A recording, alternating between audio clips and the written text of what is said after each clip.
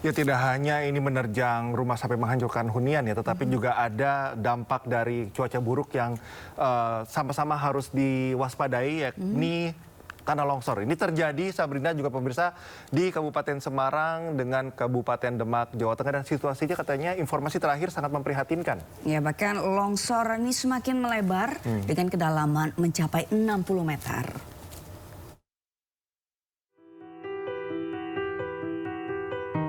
Beginilah kondisi ruas jalan di Desa Kalongan, Kecamatan Ungaran Timur, Kabupaten Semarang, Jawa Tengah. Dari pantauan udara terlihat jika longsoran tanah semakin melebar dan telah menjadi jurang dengan kedalaman mencapai 60 meter lebih dari pijakan tanah.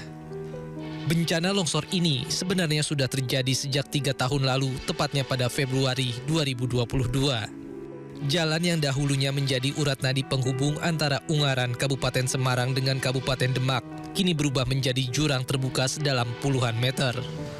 Akibatnya akses jalan terputus dan sama sekali tidak bisa dilalui baik kendaraan maupun pejalan kaki.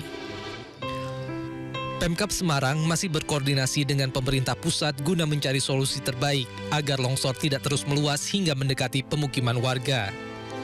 Dari hasil kajiannya SDM provinsi, di situ ternyata titik lokasi longsor itu di bawahnya ada mata air yang besar. Nah, cara mengatasinya dan sebagainya yang mampu menurut kami adalah pemerintah pusat. Yang kedua, tanah di situ akan terus bergerak walaupun sekarang sudah tidak seperti awal di tahun awal 2023 itu masih akan terus bergerak dari titik lokasi sekitar 100-150 meter. Nah, ini yang akan kita konsultasikan kepada pemerintah pusat untuk penanganannya. Luas total longsor saat ini mencapai 31,5 hektar dengan ketinggian sekitar 75 meter dan kemiringan 67 derajat. Kondisi tersebut dianggap rawan sehingga terpaksa ditutup untuk umum. Warga yang akan melintas pun sejak 3 tahun lalu harus beralih ke jalur lain.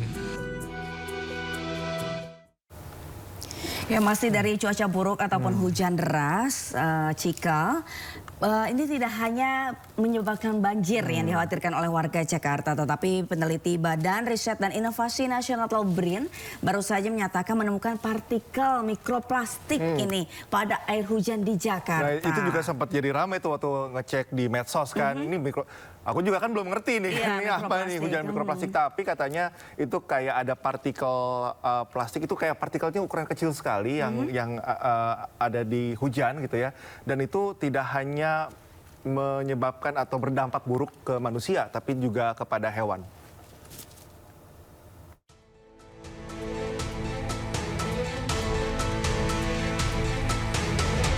Polusi plastik kini tidak hanya mencemari tanah dan laut, namun sudah mencapai udara.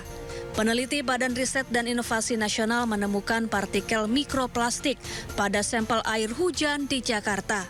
Mikroplastik ini terbentuk dari limbah plastik yang melayang di udara akibat aktivitas manusia.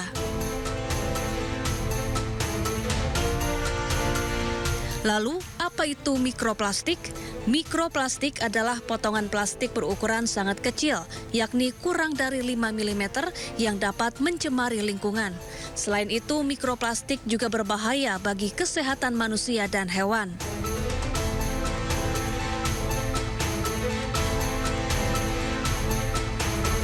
Menurut peneliti BRIN Muhammad Reza Cordova, mikroplastik berasal dari serat sintetis pakaian, debu, asap kendaraan, ban, dan sisa pembakaran sampah plastik.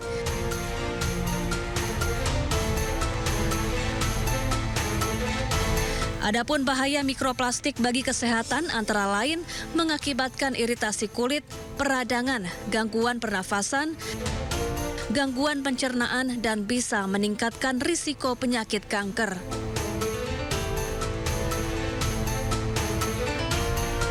Cemaran mikroplastik dapat diatasi dengan rutin melakukan pemantauan kualitas udara, mengurangi penggunaan plastik, membiasakan proses daur ulang, dan menerapkan sistem filtrasi pada mesin cuci untuk menahan pelepasan serat sintetis. Tim Liputan iNews melaporkan. Ya lagi-lagi ya kita ternyata gaya hidup, lifestyle juga ya artinya dalam tanda petik ya manusia yang berulah, manusia juga yang kena gitu kan. Betul, kita mulai dari sekarang semakin lebih awas Perbaiki ya gaya hidup Cika ya. untuk menjaga lingkungan. Sama-sama dijaga lah. Betul. Kalau kita nggak jaga lingkungan, siapa yang bisa menahan hukuman alam begitu Betul, kan? mulai dari polusi sebelumnya, sekarang ada hujan mikroplastik Nanti yang apa lagi sangat nih? membahayakan. Hidup Jangan sampai nanti. ada lagi. Jangan sampai ada lagi. Jangan Nanti sampai ada ada lagi. mikro besi gitu kan.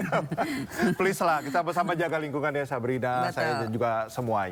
Kita ke informasi lainnya Sabrina, di mana terjadi kebakaran hebat ini terjadi di gudang kontainer Cakung, Jakarta Timur. Ya, api yang merembet ke kontainer yang bermuatan solar membuat petugas kesulitan menjinakkan kebakaran tersebut.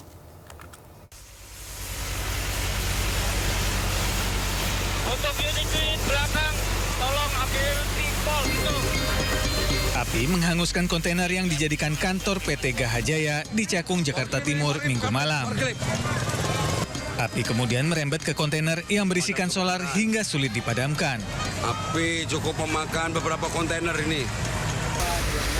Petugas yang mengerahkan 15 unit mobil damkar akhirnya bisa memadamkan api setelah berjibaku selama 1 jam.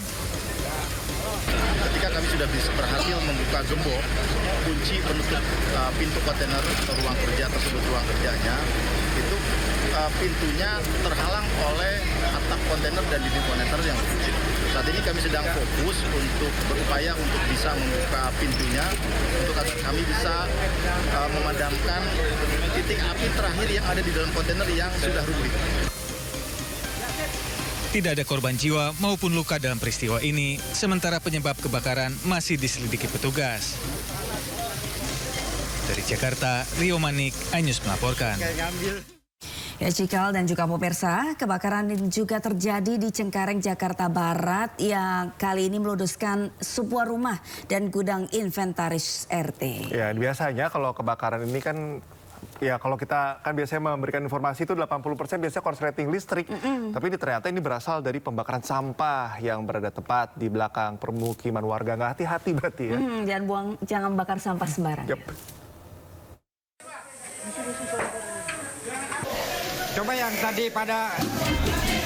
Dengan alat seadanya, sejumlah warga berupaya memadamkan api yang membakar sebuah rumah di Kampung Dharma Bakti, Cengkareng Barat, Jakarta Barat. Coba tolong ini cepetan, ini udah merembet ini. Cepetan. Warga berjibaku menjinakkan api agar tak merambat ke rumah warga lainnya. Api dapat dilokalisir setelah petugas pemadam kebakaran tiba di lokasi. Salah satu penghuni rumah terlibat syok dan sesak nafas hingga harus dievakuasi ke tempat yang lebih aman. Diduga api berasal dari pembakaran sampah yang menjalar ke sebuah rumah dan gudang inventaris RT. Kemungkinan dari sampah, bakar sampah. Bakar sampahnya di mana? Di belakang saung. Mungkin udah dimatiin, cuman nggak padam bener. Emang suka ada yang bakar, tapi selalu dimatiin. Mungkin ini masih ada titik yang nyala, terus merembet gitu. Api dapat dipadamkan setelah 6 unit mobil pemadam kebakaran Jakarta Barat diterjunkan ke lokasi. Tidak ada korban jiwa dan luka dalam musibah kebakaran ini.